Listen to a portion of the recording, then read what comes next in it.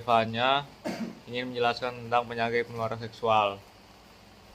Jadi, penyakit menular seksual atau dikenal juga dengan penyakit kelamin menular melalui kontak intim, baik melalui vagina, melalui anus, maupun mulut.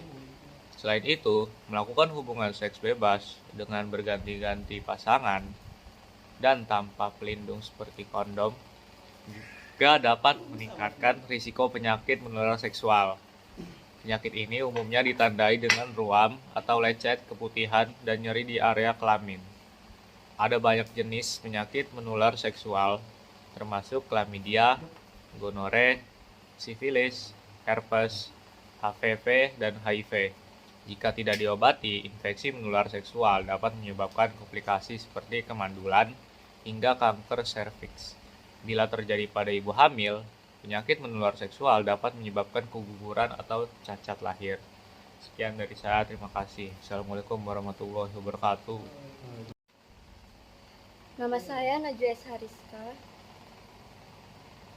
Ada beberapa jenis penyakit menular seksual seperti penyakit menular seksual yang disebabkan oleh bakteri. 1. Sifilis. Sifilis disebabkan oleh bakteri Treponema pallidum. Penyakit yang juga dikenal dengan sebutan raja singa. Ini menyebabkan luka pada kemaluan atau mulut. Seseorang dapat tertular sifilis jika bersentuhan dengan luka. 2.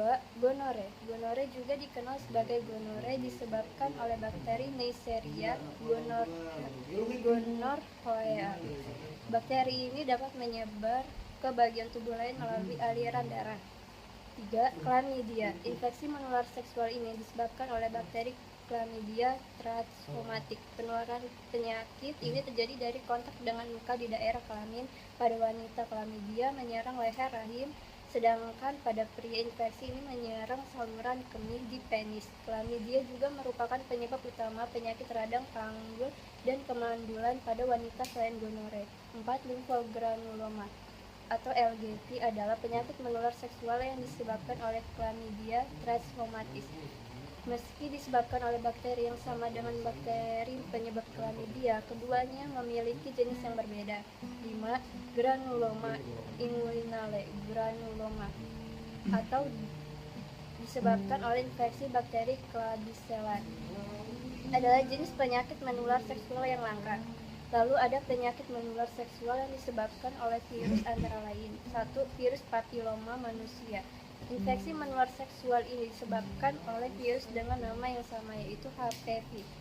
Dapat menular melalui kontak langsung atau kontak seksual dengan penderita. Pada wanita, virus HPV dapat menyebabkan kutil kelamin hingga kanker leher rahim. 2. HIV. Infeksi HIV disebabkan oleh human immunodeficiency, virus yang menyerang sistem kekebalan tubuh. Virus ini dapat menyebar melalui hubungan seksual tanpa kondom, berbagai penggunaan jarum suntik, transfusi darah, atau persalinan. Jika tidak diobati, infeksi HIV dapat berkembang menjadi AIDS. Hepatitis B dan C. Penyakit yang disebabkan oleh virus hepatitis ini dapat menyebabkan gangguan hati kronis hingga kanker hati. Virus ini terdapat di dalam darah atau cairan tubuh penderitaan. Selain melalui hubungan seksual, virus ini dapat menular melalui jarum suntik bersama atau transplantasi organ. 4. Herpes kelamin. Herpes genital disebabkan oleh infeksi virus herpes simplex (KSP). Virus tidak aktif atau bersembunyi di dalam tubuh tanpa menimbulkan gejala. Penyebaran virus terjadi melalui kontak langsung dengan pasangan yang terinfeksi. Sekian, terima kasih. Saya Tiara Medansani ingin menjelaskan gejala penyakit menular seksual. Penyakit menular seksual tidak menimbulkan gejala atau hanya menimbulkan gejala ringan. Oleh karena itu, penderita terkadang baru menyadari dirinya mengidap penyakit menular seksual setelah muncul komplikasi atau ketika pasangannya didiagnosis mengidap infeksi menular seksual. Gejala yang dapat muncul akibat penyakit menular seksual berbeda-beda tergantung jenis penyakitnya. Namun umumnya berupa benjolan, luka, atau lecet di sekitar penis, vagina, anus, atau mulut gatal pada vagina, atau penis sensasi terbakar dan nyeri saat buang air kecil atau berhubungan seksual dari penis atau vagina. Nyeri di perut bagian bawah, demam, dan menggigil, pembekakan kelenjar getah bening atau benjolan di selangkangan ruam kulit pada tubuh, tangan, ataupun kaki. Cukup sekian, terima kasih. Assalamualaikum warahmatullahi wabarakatuh. Kali ini saya akan menjelaskan tentang pencegahan penyakit menular seksual. Cara utama untuk mencegah penyakit menular seksual adalah dengan mempraktekkan perilaku seks aman, yaitu dengan menggunakan kondom setiap kali berhubungan seks dan tidak berganti-ganti pasangan seksual. Beberapa tindakan pencegahan yang dapat kalian lakukan ialah: 1. Setia pada satu pasangan seksual. 2. Dapatkan vaksinasi, terutama vaksin HPV dan hepatitis B. 3. Menjalani pemeriksaan kesehatan secara rutin, terutama yang berkaitan dengan organ reproduksi. 4. Tidak menggunakan nafza, apalagi dengan berbagi penggunaan jarum suntik. 5. Jangan berhubungan seks jika terdiagnosis penyakit menular seksual sampai dinyatakan sembuh oleh dokter. Itu saja yang bisa saya sampaikan. Terima kasih. Wassalamualaikum warahmatullahi wabarakatuh. Assalamualaikum warahmatullahi wabarakatuh. Saya Rizky Bagus Andika ingin memberitahukan tentang pengobatan penyakit menular seksual.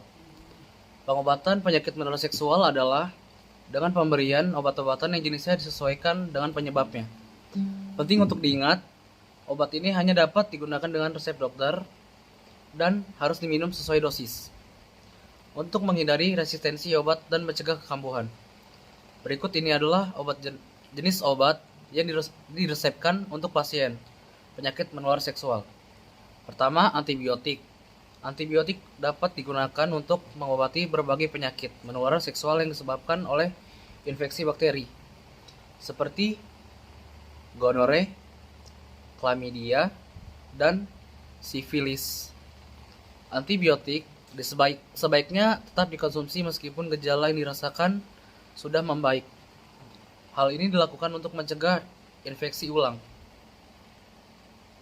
Dan yang kedua, antivirus. Antivirus pengobatannya dengan obat antivirus hanya bertujuan untuk meredakan gejala dan mengurangi risiko penyebaran infeksi virus. Dan antiretroviral atau ARV. Khususnya untuk pasien HIV, dokter akan memberikan obat antiretroviral atau ARV untuk bekerja memperlambat perkembangan virus dan mencegah virus HIV merusak sistem kekebalan tubuh, dan pasien juga harus melakukan pemeriksaan rutin agar dokter dapat memantau efektivitas pengobatan. Sekian dari saya. Wassalamualaikum warahmatullahi wabarakatuh.